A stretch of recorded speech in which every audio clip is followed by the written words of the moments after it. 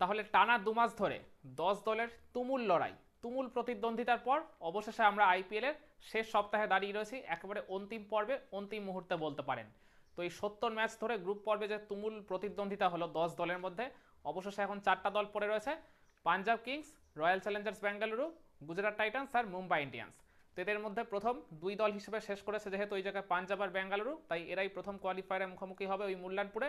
আর eliminator ম্যাচে গুজরাট আর মুম্বাই মুখোমুখি হবে। তো এই জায়গায় যদি আমরা মানে এই 4 দলের মানে কীরকমভাবে তারা শেষ করেছে পয়েন্ট টেবিলে, এই মানে পরিসংখ্যানটা একবার যদি দেখি, তাহলে পাঞ্জাব কিংস 14 ম্যাচের মধ্যে 9টায় তারা জয় পেয়েছে, 4টা হেরেছে, একটা ম্যাচ বৃষ্টিতে ভেস্তেছে, 19 পয়েন্ট নিয়ে প্রথম দল হিসেবে তারা প্লে অফে উঠেছে। আরসিবিও অনেকটা সেম, 14 ম্যাচের মধ্যে 9টায় জয় পেয়েছে, 4টাতে হেরেছে, একটা বৃষ্টির জন্য ভেস্তে গেছে। ওই মানে পাঞ্জাব কিংসের মতোই 19 পয়েন্ট নিয়ে তারা মানে দ্বিতীয় দল হিসেবে প্লে অফে কোয়ালিফাই করেছে, শুধুমাত্র ওই নেট রান রেটে পিছিয়ে থাকার জন্যই আরসিবি সেকেন্ড পজিশনে রয়েছে।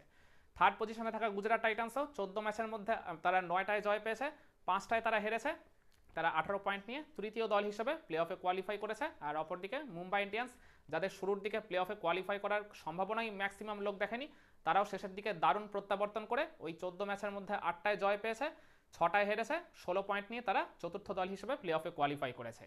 তো এই জায়গায় এখন ইকুয়েশনটা খুবই পরিষ্কার, এই 4 দলের সামনে এখন ওপেন চান্স রয়েছে। মানে এই 4 দলেরই যা শক্তিমত্তা, তাদের ব্যাটিং অর্ডার থেকে শুরু করে মানে তাদের বোলিং লাইন আপ, তাদের ওই জায়গায় পেস বোলিং, স্পিন বোলিংয়ের যে ভারসাম্য বা গভীরতা, মানে কোনো দলই কিন্তু কোনো দলের থেকে খুব একটা পিছিয়ে নেই, একদম 19-20 তফাতই আছে বলতে পারেন। আর আমি মনে করি এই 4 টিমের মানে ব্যাটিংয়ে সবচেয়ে তাদের যে স্ট্রেংথ হলো সেটা হচ্ছে ওই তাদের ওপেনিং জুটি। খেয়াল করে দেখুন 4 টিমেরই ওপেনিং জুটি কিন্তু মানে তুমুলভাবে আর কি সাফল্য দিয়ে এসছে এই মানে গোটা সিজন ধরে তাদের দলকে। আরসিবির দিকে যদি তাকান, বিরাট কোহলি, ফিল সল্ট, তারা ধারাবাহিকভাবে তাদের টিমকে শুরুতেই যে ফ্লাইং স্টারটা দিয়ে এসছে, এটাই তো ওই জায়গায় আরসিবির মানে ইনিংসের পরবর্তী ব্যাটারদের মধ্যে পজিটিভ টোনটা সেট করে দিত। তারপর গুজরাট টাইটান্সের ওপেনিং জুটির দিকে তাকান, সাই সুদর্শন, শুভমান গিল, তারা তো ধারাবাহিকতার অনন্য নিদর্শন স্থাপন করেছেন এই আইপিএলে বলতে হবে।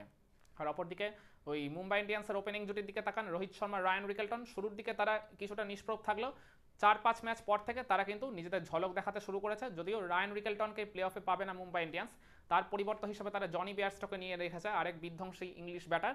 তো রোহিত শর্মা, জনি বেয়ারস্টোই হয়তো ওপেন করবে প্লে অফের ম্যাচগুলোতে।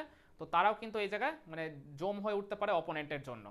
আর এছাড়া আপনি পাঞ্জাব কিংসের ওপেনারদের দিকে তাকান, প্রিয়ান সারিয়া, প্রভ সিমরান সিং, এরাও বলতে গেলে অনেকটা সাই সুদর্শন বা শুভমান গিলের মতোই, মানে অতটা মানে ধারাবাহিক না হলেও তারা কিন্তু বেশ বড় বড় পার্টনারশিপই গড়ে দিয়ে গেছে মানে বেশিরভাগ ম্যাচে তাদের টিমের জন্য। আর এছাড়া এই 4 দলের মিডিল অর্ডারও যথেষ্ট স্ট্রং, যে কারণে তারা কিন্তু ওই মানে মাঝের ওভারগুলোতে 7 থেকে 15 নম্বর ওভারে মানে রানের গতিটাকে খুব ভালোভাবে সচল রাখতে জানে। এছাড়া এদের ফিনিশিং যে আর কি লাইন আপটা রয়েছে মানে ওই পার্টিকুলারলি মিডিল বা লোয়ার মিডিল অর্ডারে, মানে এই ব্যাটিং গ্রুপটাও কিন্তু যথেষ্ট স্ট্রং বলতে হবে। ইভেন এদের বোলাররাও কিন্তু ব্যাট হাতে যথেষ্ট ভালো কন্ট্রিবিউট করতে পারে। তো আমি মনে করি এই 4 দল এই সিজনে যা ক্রিকেট খেলেছে একদম যোগ্য দল, একদম পরিপূর্ণ দল হিসেবেই তারা প্লে অফে কোয়ালিফাই করেছে। তো আর এই জায়গায় মানে এই 4 টিমের যদি আমি বোলিং লাইন আপের দিকে তাকাই, তাহলে মুম্বাই ইন্ডিয়ান্সের পেস বোলিং অ্যাটাকটা বাকি 3 দলের তুলনায় একটু আমি এগিয়ে রাখবো বলা চলে। তো এই জায়গায় ট্রেন্ট বোল্ট, জসপ্রীত বুমরা, দীপক চাহার, এই 3জন তো ফ্রন্ট লাইন 3 পেসার রয়েছেই, আবার তাদের সাথে পরবর্তীতে অশ্বিনী কুমার ওই ইম্প্যাক্ট সাব হিসেবে যোগ দিচ্ছেন।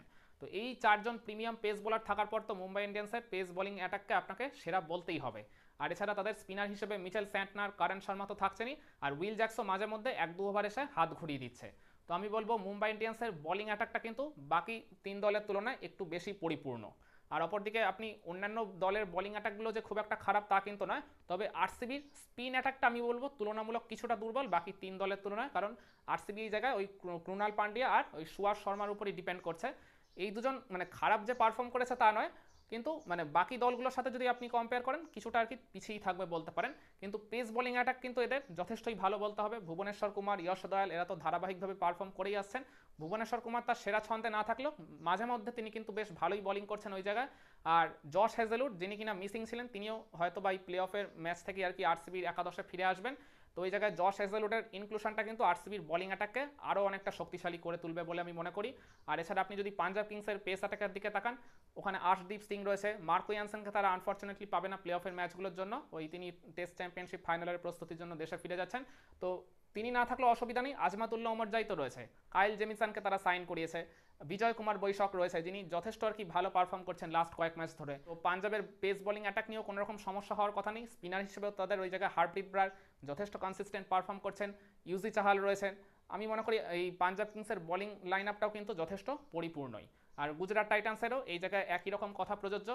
প্রসিদ্ধ কৃষ্ণা তিনি তো এই মৌসুমে বল হাতে একবারে স্বপ্নের ছন্দে রয়েছেন, তার সাথে রয়েছেন ওই জায়গায় Mohammad Siraj, Kagiso Rabada, Gerald কোয়েটজিয়ার মতো পেস বোলাররা, আর অপরদিকে স্পিনার হিসেবে সাই কিশোরা, রাশিদ খান তো রয়েছেনই। তো আমি এই কারণেই বলছি এই চার দলের ওভারঅল যা ব্যাটিং শক্তি বা আর কি বোলিংয়ের যা ইউনিট রয়েছে তাতে করে কোনো দলকে কিন্তু আপনি পিছিয়ে রাখতে পারবেন না, ওই সামান্য 19-20-এরই তফাৎ দিন শেষে চোখে পড়বে। আর আপনি যদি আমাকে জিজ্ঞাসা করেন যে এইবারের আইপিএল মরশুমের জন্য এই মানে বাকি যে 4টা ম্যাচ রয়েছে প্লে অফের এর প্রেডিকশনটা করুন, বা মানে আমার মতে আর কি কারা কারা ফেভারিট এই 4 ম্যাচ জয়ের ক্ষেত্রে বা ওভারঅল শিরোপা জয়ের ক্ষেত্রে। প্রথম কোয়ালিফায়ারে যেহেতু মুখোমুখি হচ্ছে পাঞ্জাব আর বেঙ্গালুরু, তো আর খেলাটা হবে মুল্লানপুরে। আপনি একটা জিনিস খেয়াল করে দেখবেন এই মুল্লানপুরে পাঞ্জাব কিন্তু এই মরশুমে 4টা ম্যাচ খেলেছে।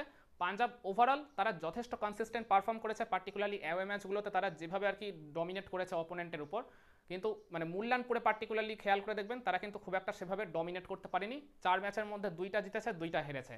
আর আরসিবির সাথে গ্রুপ পর্বে এই মুল্লানপুরে তারা যে ম্যাচটা খেলেছিল একেবারে আউটপ্লেড হয়ে গেছিল বলতে পারেন। আর আরসিবির এই মরশুমে তারা যে 7টা অ্যাওয়ে ম্যাচ খেলেছে 7টাতেই জয় পেয়েছে, মানে অ্যাওয়েতে তারা একবারে আনবিটেন বলতে পারেন। আর আরসিবির তো সেই দিক থেকে দেখতে গেলে এটা অ্যাওয়ে ম্যাচই বলবো। তো আমি মনে করি এই জায়গায় আরসিবি সেই ক্ষেত্রে হয়তো মানে পাঞ্জাবকে হারিয়ে তারা হয়তো প্রথম দল হিসেবে ফাইনালে টিকিটটা কেটে ফেললেও ফেলতে পারে, মানে পাঞ্জাবকে হিসাব মতো কোয়ালিফায়ার 2 এর ম্যাচটা খেলতে হতে পারে। আর পরের যে এলিমিনেটরের ম্যাচটা রয়েছে গুজরাট আর মুম্বাইয়ের মধ্যে, আমি যদি একটু মানে পিছনের দিকে তাকাই, গুজরাট আর মুম্বাইয়ের হেড টু হেড যে পরিসংখ্যান সেখানে কিন্তু 7বার মুখোমুখিতে গুজরাট 5 ম্যাচ জিতেছে, মুম্বাই জিতেছে 2 ম্যাচ। তো এখানে যেহেতু গুজরাট বেশিরভাগ সময় মুম্বাই ইন্ডিয়ান্সকে ডমিনেট করে থাকে, আর গ্রুপ পর্বেরও 2টা ম্যাচে কিন্তু গুজরাট মুম্বাইকে হারিয়েছে। ওয়াংখেড়েতে মুম্বাই জয়ের খুব কাছাকাছি গেছিল, কিন্তু একবারে লাস্ট মোমেন্টেও মানে জয়ের খুব কাছে থেকেও মুম্বাই কিন্তু জিততে পারেনি, গুজরাট ম্যাচটা বের করে দিয়েছিল। আমি মনে করি এক্ষেত্রে গুজরাট হয়তো বা মুম্বাইকে হারিয়ে তারা ওই কোয়ালিফায়ার 2 এর ম্যাচটা খেললেও খেলতে পারে। তো ওই জায়গায় তাহলে কোয়ালিফায়ার 2 এ আমার প্রেডিকশন অনুসারে পাঞ্জাব আর গুজরাটই মুখোমুখি হচ্ছে পরস্পরের। এই ম্যাচটা আমি বলবো পাঞ্জাব কিন্তু তুলনামূলক কিছুটা হলেও এগিয়ে থাকবে, যদিও এই মানে 2 দলের হেড টু হেডের পরিসংখ্যানে 2 দলই সমান সমান, 6বার মুখোমুখিতে 2 দলই 3বার করে ম্যাচ জিতেছে। কিন্তু এই আইপিএলে আপনি যদি এই পাঞ্জাব আর গুজরাটের মধ্যে যে ম্যাচটা হয়েছিল ওই একটাই মাত্র ম্যাচ হয়েছিল ওই আহমেদাবাদে, ওইখানে কিন্তু পাঞ্জাব একটা হিউজ টোটাল তুলেছিল প্রথমে ব্যাটিং করে, গুজরাটের রানটা খুব ভালোভাবে চেস করতে গিয়ে একবারে শেষ মুহূর্তে ওই মাত্র 11 রানের ডিফারেন্সে তারা হেরে গেছিল। কিন্তু ওভারঅল এই ম্যাচটা যেহেতু গুজরাটে হচ্ছে, আর খেয়াল করে দেখবেন গুজরাট এইবারের মরশুমে পুরো সিজন ধরে দারুণ ক্রিকেট খেলা সত্ত্বেও লাস্ট 2টা ম্যাচে তারা কিন্তু হেরে গেছে খুবই সারপ্রাইজিংলি, আর সেটাও হেরেছে তাদের ঘরের মাঠেই। তো এই জায়গায় গুজরাটকে যদি ওই মানে কোয়ালিফায়ার 2 এর ম্যাচটা খেলতে হয় সেটা কিন্তু ওই আহমেদাবাদের নরেন্দ্র মোদী স্টেডিয়ামেই খেলতে হবে, গুজরাটকে তাদের ঘরের সমর্থকদের সামনেই খেলতে হবে, যদিও সেটা তাদের জন্য কিছুটা স্ট্রেংথই বলা চলে, আবার সেটা মানে এক্সট্রা বিট অফ তাদের জন্য প্রেশারও ক্রিয়েট করতে পারে। আর পাঞ্জাব যেহেতু তাদের অ্যাওয়ে ম্যাচে এইবারের রেকর্ডটা খুবই ভালো, আমি মনে করি পাঞ্জাব হয়তোবা কোয়ালিফায়ার 2 এ যদি গুজরাটের মুখোমুখি হয় তারা গুজরাটকে হারিয়ে ফাইনালের টিকিটটা নিশ্চিত করে ফেলতে পারে, মানে ওই প্রথম কোয়ালিফায়ারে আরসিবি আর পাঞ্জাব যে মুখোমুখি হয়েছিল ওই ম্যাচের রিপিটেশনটাই আমরা ফাইনালে গিয়ে দেখতে পাবো। কিন্তু ফাইনালে মানে কে আলটিমেটলি চ্যাম্পিয়ন হবে সেটা কিন্তু আমি আর বলবো না, এখানে প্রেডিকশন করাটা পুরোপুরি বোকামো।